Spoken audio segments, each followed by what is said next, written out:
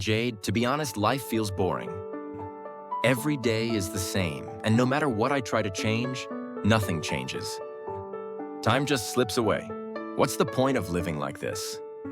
I see. I can hear the deep frustration and weariness in your voice. I understand how heavy that boredom feels to you.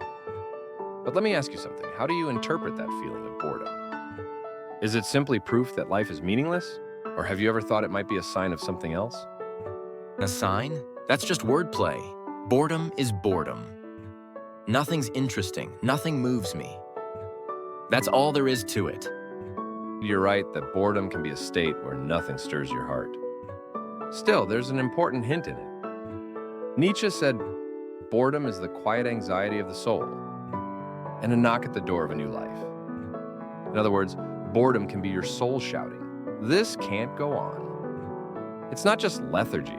It's a movement inside you that's asking for something. So what am I supposed to do, just because my soul is shouting? Nothing will change by itself. That's a fair question. First, don't run away from boredom, face it. Boredom doesn't appear to push things away. It gives you the chance to ask yourself, what do I really want? Have you heard of Nietzsche's idea of the will to power?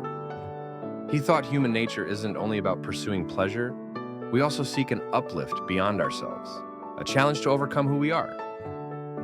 Overcome yourself? That sounds like a nice slogan. Real life isn't that simple. True. Life isn't simple. And overcoming yourself doesn't mean you need to do something dramatic. It means looking into the causes of your boredom in everyday life and trying even a little to steer yourself in a new direction. For example, when you feel something is boring, ask where that boredom comes from. It might be evidence that you're longing for something. Evidence that I'm longing for something. So boredom actually means something? Exactly. Boredom is a gift. It's your inner voice telling you it wants change. But if you chase easy distractions to escape boredom, you risk drowning out that voice. As Nietzsche put it, if you gaze long into the abyss also gazes into you. If you can look into the abyss of your boredom without fear, you may begin to see the answers that are lying dormant inside you. But will I really find those answers? That depends on you. The important thing isn't instantly finding a perfect answer. It's the process of searching that grows you. Face the questions boredom raises bit by bit. That process is the first step towards surpassing yourself. I'll think about it, just a little. That small step matters a lot. I genuinely support you as you begin walking that path. Jade, honestly, I might be at my limit. I tried to take this seriously, but I'm not getting results. I'm just tired all the time. If it's going to be this painful, maybe I should just give up on everything and take the easy route. I understand. I hear how worn out and conflicted you are. You've been trying, and that's why this hurts so much. But think for a moment, what exactly do you mean by the easy route? The easy route is not thinking about anything, doing only what I want and living without pain. What's wrong with that? There's nothing inherently wrong with choosing an easier life. Everyone has their own way of living, and you're free to choose. But every choice has a cost. Have you considered what that cost might be? To borrow Nietzsche's phrasing, those who live in idleness only dull the soul. Seeking ease can lock away the power and potential inside you. That's idealistic nonsense. Even if you work hard, you're often unrewarded. Why suffer when it doesn't pay off?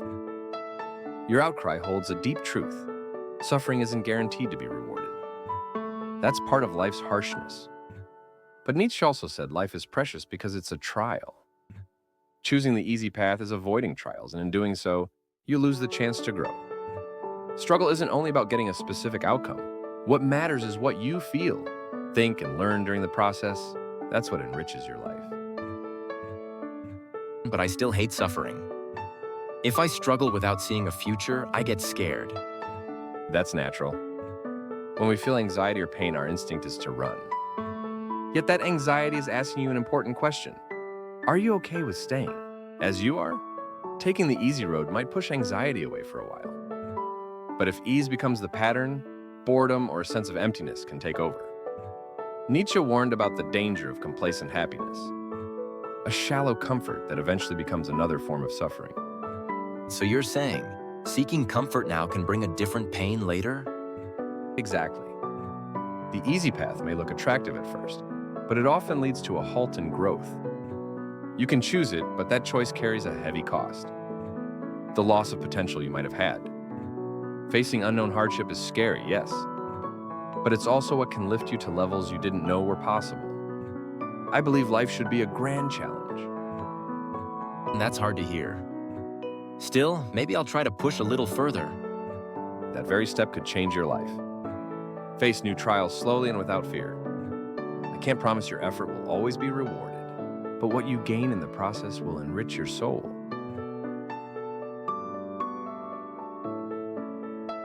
Jade, I'm back. I tried to take it seriously after we talked, but nothing worked. I'm scared thinking that maybe it's all pointless. Maybe I'm just not cut out for this. It makes sense you feel that way. You've pushed yourself to the limit, and I don't dismiss your pain or setbacks. But let me ask you, have you ever truly looked down to your own bottom? My bottom? What do you mean? I feel like I've already hit my limit. There's a difference between a limit and the bottom. A limit is like an outer wall that stops you. The bottom is deeper, it's inside you. Nietzsche said, "If you gaze long into the abyss also gazes into you." The abyss inside you may hold fear and loneliness. Enduring that is hard, but in that place, you can find your true self and the seeds of change. Seeds of change. But if I look into that abyss, won't it hurt me more? Yes, looking into the abyss is frightening because you face your weaknesses and hidden truths.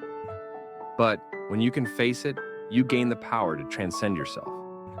Nietzsche saw life as an expression of will. The will inside you shapes your fate. By strengthening that will and remaking yourself, you can find genuine freedom. That's not easy. Look inside and strengthen your will. That alone doesn't solve everything. Of course, it isn't easy. But the deepest value of life appears because it's difficult. Your current pain is part of that. If you don't run and can endure the depth, that pain becomes fuel for new strength. The will isn't just wanting something, it's the power to make what you want real. That power exists only inside you. No one else can give it to you, you must find and cultivate it yourself. I still don't know what to actually do. Not knowing is what hurts. Confusion is also an important step. Nietzsche said those who seek meaning must create it themselves. Don't look for answers only outside, you ask yourself. To take concrete steps, start small. One action, one decision. Repeat them. That repetition will build your will. Even if your big goal is vague, start with what's within reach. I don't know if I can, but I'll try, just a little. I don't fully understand the abyss or the will yet, but maybe change requires movement. Resolve is enough. Gazing into the abyss is scary, but there your future possibilities lie. Your will carve the path forward. You are never truly alone. Your own strength will support you, and so will I. Move forward without fear. How did you like it? This time we introduced Nietzsche. We hope to continue sharing stories that will be helpful to you in the future. If you enjoyed this, please consider subscribing to the channel and giving it a thumbs up.